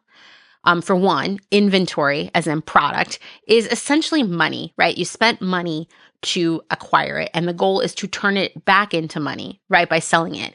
And you can't do that when it's sitting in the back. I noticed around 2015-ish that every Jo-Ann I visited just had pallets of boxes in the aisles while the actual shelves were kind of sparse. And this just grew more apparent and more chaotic as the years passed. It was pretty common, at least in my experience, to go into a store with something specific in mind, not find what I was looking for, and then I would go elsewhere. And that's the other issue with unstocked sales floors. You miss sales. So sales are going down. All this money is tied up in inventory. But wait, there's more, because these staffing cuts were impacting the operations of the fabric cutting counter. And even though Jo-Ann seemed to forget that its initial focus was sewists, the fact of the matter was that by the 2010s, most local fabric stores were gone, along with other smaller fabric chains like Hancock Fabrics. So sewists were kind of forced to go to Jo-Ann. So how would a well-staffed cutting counter work? Well, customers would bring the bolts of fabric that they wanted to buy to the counter. An employee would cut the fabric, the amount that the customer wanted.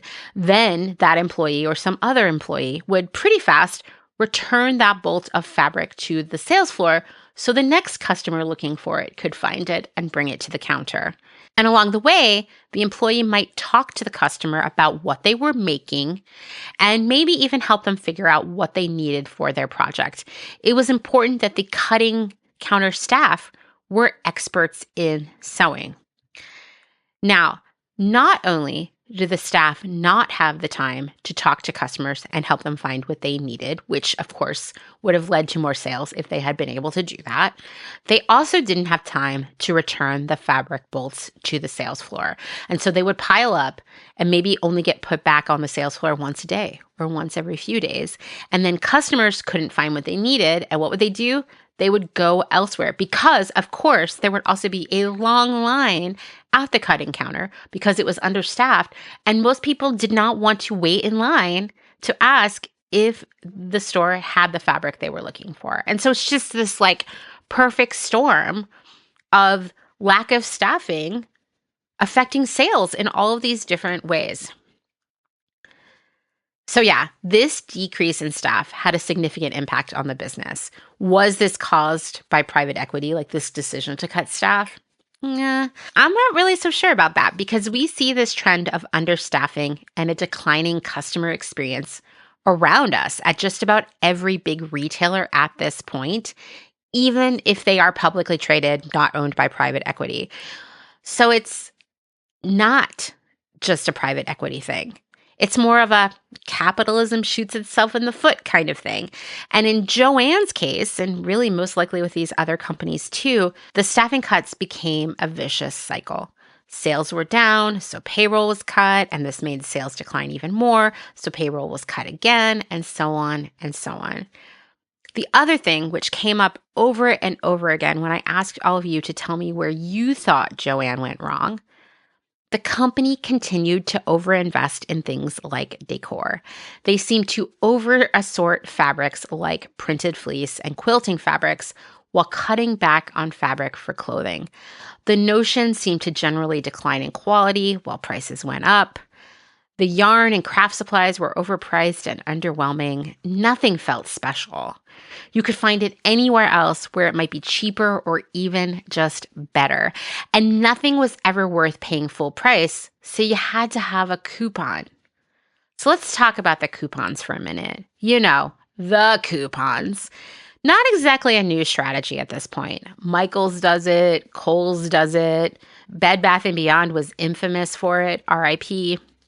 Basically, these stores mark up the prices a ton, then offer coupons to bring the prices back down to a more reasonable level. Not a deal per se, but definitely the coupons become a mandatory part of shopping at these places because otherwise you're getting ripped off.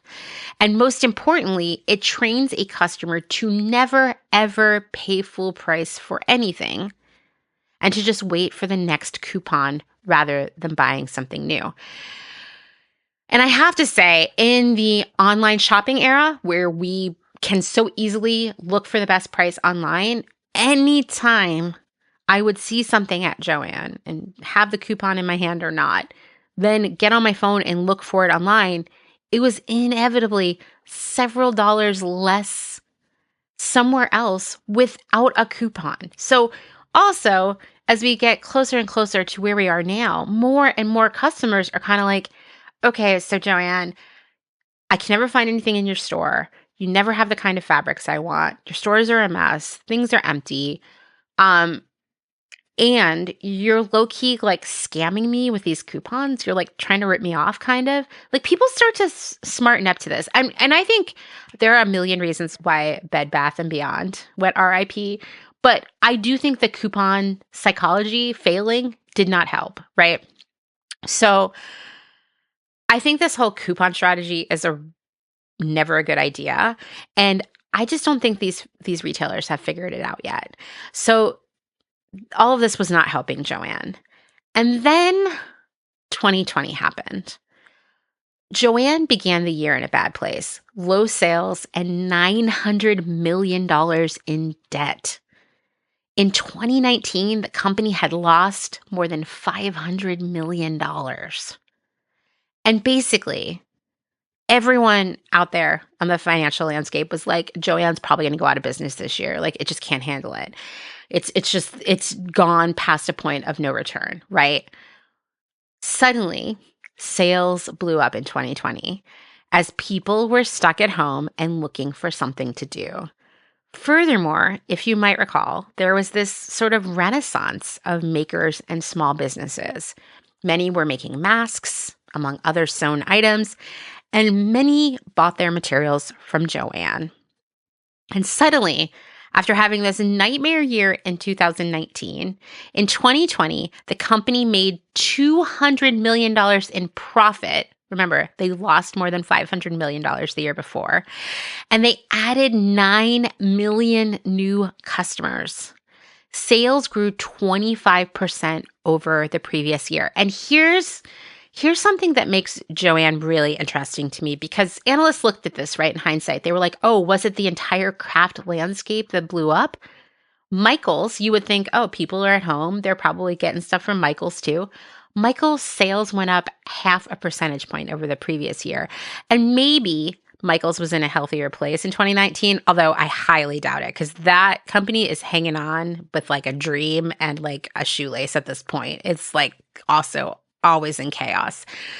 So here we have Jo-Ann just blowing up. And the vast majority of that growth was coming from its core customer base in the first place, including new customers. What do you think it was?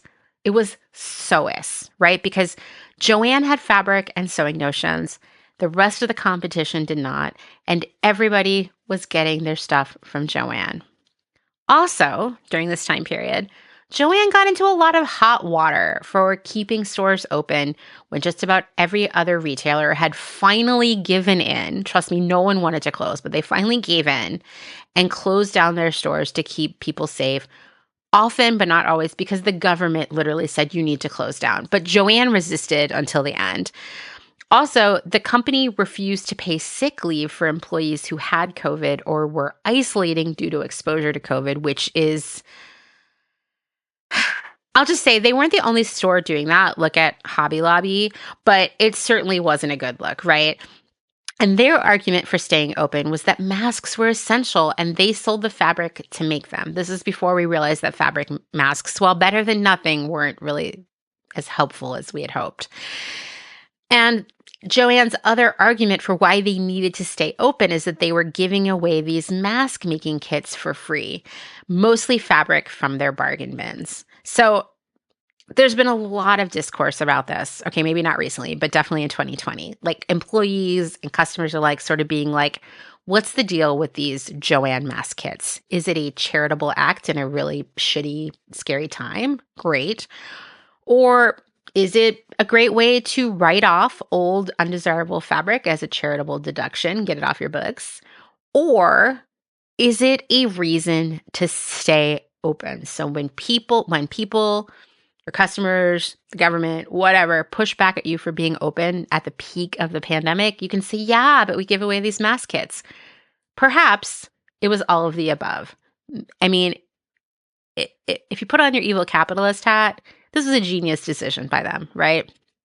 Regardless, they were open, and employees spoke of crowded stores, lack of cleaning protocol, and a general feeling of being sacrificed for sales. After a spectacular 2020, LGP, the private equity firm that bought Jo-Ann, is like, fuck yeah, this is our moment. We're going to make a massive profit off of our investment by taking Jo-Ann public again. And if they could oversee a successful public offering, meaning selling stock, the private equity firm would make a fortune, right? And you know what? It worked because the public offering raised $131 million. LPG was the majority stakeholder, so they took most of that money. And things seemed good going into 2021. Like people thought this was the beginning of a new era for Jo-Ann. And the thing is, in the midst of all of that, in the midst of this success, this would have been a great time to be like, okay, we're going to make some changes. We've learned a lot from 2020. We've learned that sewing is where our business really is. And we're going to expand it. We're going to make it better. We're going to offer better products. We're going to shift our focus, all these things. They could have learned so much from it. Well, the company didn't make any changes, actually. And what happened was 2020 was merely a blip. And sales dropped off pretty hard the next year. And they continued to drop until the stock price fell under $1 in 2024. And in April of that year, the company filed for bankruptcy. There was still hope that the company would turn things around, but even if it really wanted to at that point, it didn't have the cash to buy inventory to stock the stores, and it didn't have the cash to staff them. And so this year, the company called it quits. All of the stores are winding down right now. And I want to make it clear here, in case you didn't pick it up already, the demise of Jo-Ann is less about private equity, although I'm sure it had some impact. And it was really more about a lack of adapting. Forget fear of change, just like not even willing to change. not only ignoring customers, but sort of distancing themselves from the customers, forgetting the original values of the company, just kind of doing the same thing over and over again and expecting better results. Now, here's the thing. I believe that Jo-Ann, there was no reason for Jo-Ann to go out of business. It could have been saved. How could Jo-Ann have turned its business around during the century? Honestly, they needed to bring in someone with a vision for saving the brand, someone who understands the landscape of sewing and how it has changed and what it means to be a sewist now and what sewists want, right? You laugh at this idea, but like I've been brought in to save a brand. It was unsuccessful because the company didn't want to spend money on it. I have friends who are brought in to save brands all the time. We all laugh about the idea of saving something because often these companies want you to save something, but they don't want to invest in it. So they're like, hey, we're going to give you no money and resources. Can you turn this whole brand around? And it generally does not work, right? But let's just say Jo-Ann said, you know what? Yes, we want to save this company. Do what you need to do. Here is what I would have done. And most importantly, it would begin with making the brand's focus once again sewing and the people who sew. First, expand the footprint for fabric, patterns, and notions. Lose the ubiquitous categories like frames and seasonal decor that you can literally get anywhere, right? Jo-Ann doesn't need those. Instead, offer higher end notions and fabrics, like a whole assortment of all of these things at every price point. And also partner with indie pattern designers. There's this massive trend of indie pattern designers that Jo-Ann seemingly never acknowledged. What if they offered those patterns in store? What if they worked with artists on specific fabric collabs? Imagine taking the sort of New Works model of partnering with artists to create prints. Imagine something like that in a Jo-Ann.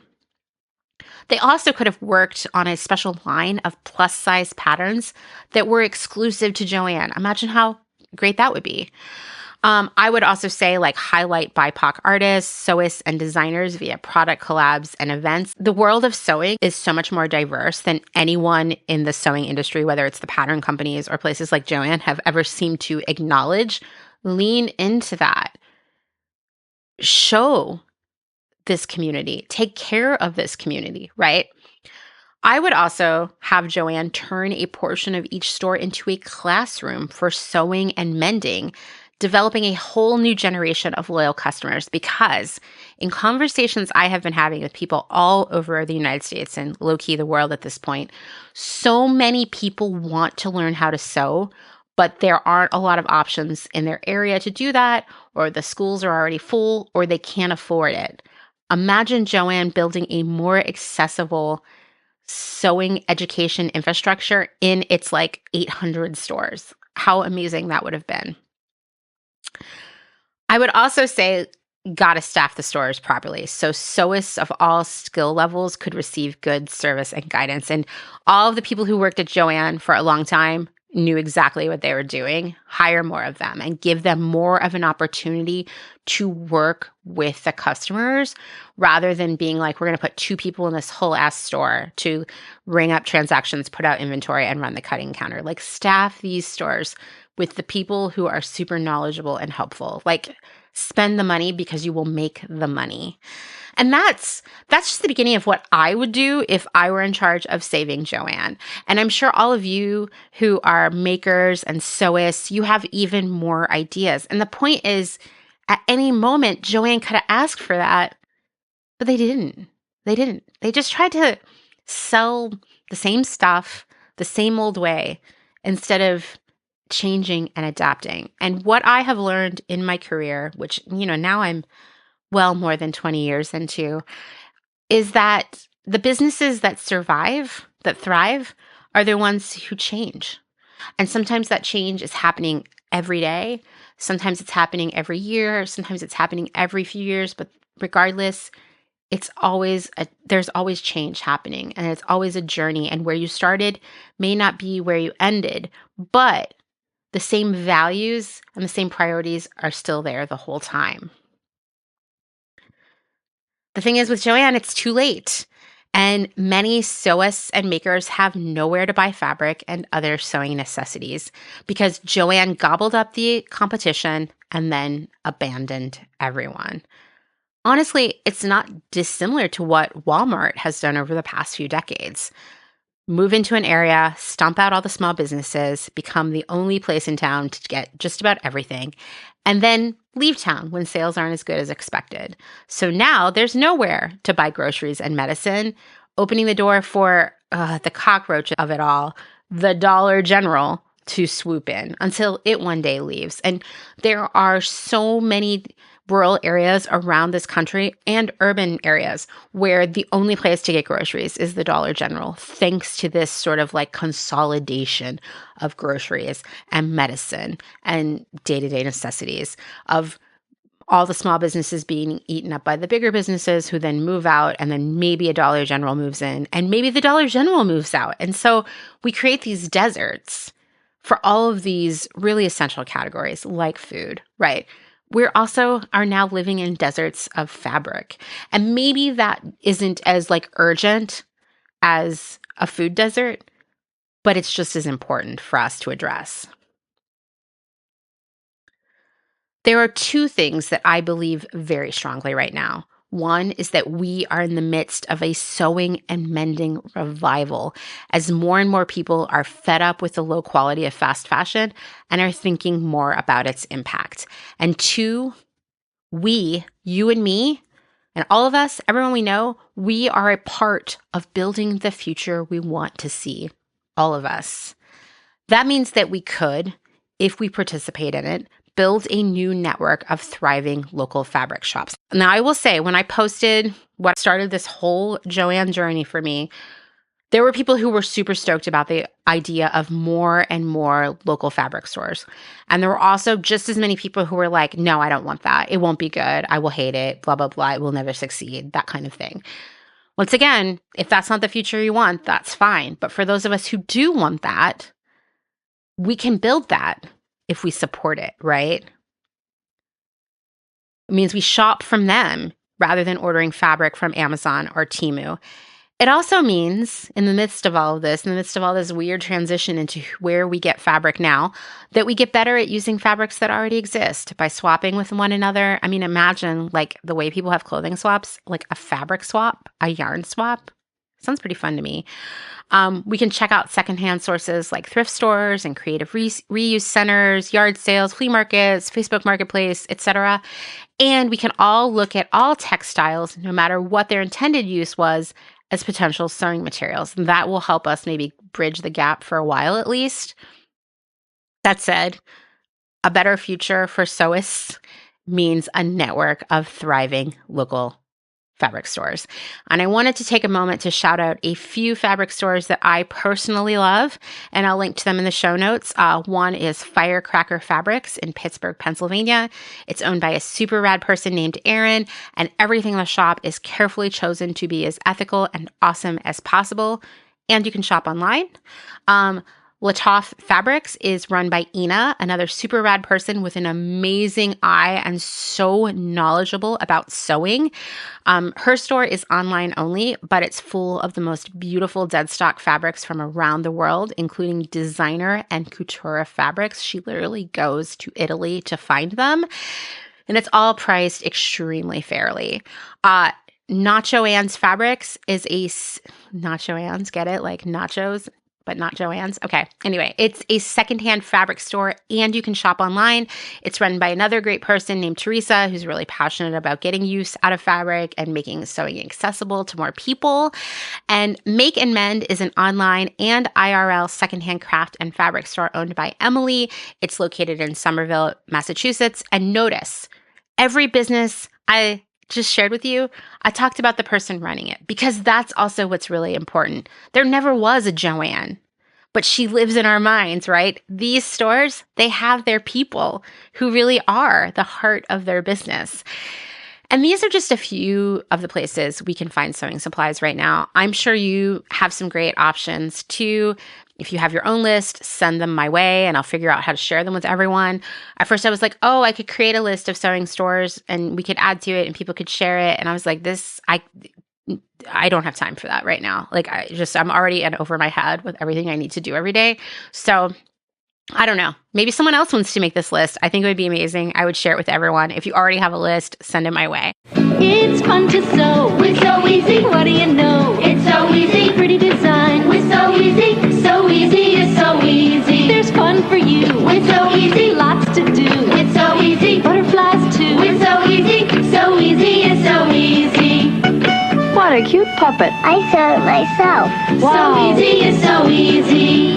So easy. Comes with everything you see here. New from Hasbro's Romper Room division. I guess the last thing I'll say to round this all out is right now it feels like we're living in the find out part of fuck around and find out. Like people fucked around with the election either by not voting or voting for a fascist. And now every day is a fresh nightmare here in the United States, and we sure are finding out. Fast fashion fucked around by creating mountains of microplastics, and now generations will be finding out, right? Society as a whole sort of fucked around by shifting their spending to these big corporations and chains. And now we're finding out that we killed small businesses and the big box stores are the only option until they're gone too, because spoiler, they're all so poorly managed. And even the big companies who seem to have all of the resources ever fucked around by cutting staff and making stupid decisions, just like assuming we would always show up and buy something no matter what. And now they, like Jo-Ann, are finding out that that just doesn't work. But maybe most importantly, we, you, me, everyone we know, we are all finding out that change has to happen and that we can't sit back and wait for it to happen. We must be active participants in it. And you know what? I'm excited to find out where that leads us next, because the thing is, fucking around is human and the ensuing finding out is always inevitable. But what really makes the difference is what we do with what we found out. Do we learn from this and do something different, or do we cover our ears and eyes pretending that nothing needs to change? The good news is that more and more of us are realizing that things need to be done differently, and we're all ready to get to work. Thanks for listening to another episode of Clothes Horse, written, researched, hosted, edited, all the things by me, Amanda Lee McCarty. And honestly, this episode about Jo-Ann could have been like 7 hours long. There was so much to discuss, so I apologize if I missed something important. Send it my way. Maybe we can do a follow-up at some point. If you liked what you're hearing and you don't hate me too much, please leave a rating, a review, tell your friends, all the things. If you'd like to support my work financially, there are many ways you can do that. You can find all of that in the show notes and in my bio on just about every social media platform where I go by @ClothesHorsePodcast. Next week, there will not be an episode because I am going to New York to a big meeting at the UN, which I've been keeping under my hat, but I'm just going to tell you now. And when I'm back, I'll tell you what it was like. I can't believe that I, a person from a town of 600 people who grew up in a trailer park, I'm going to the UN, as in the United Nations, next week. I don't know what I'm going to wear. I'm still thinking that through. Lastly, but of course, never leastly, thank you to my other half, Mr. Justin Travis White, for our music and audio support. Bye.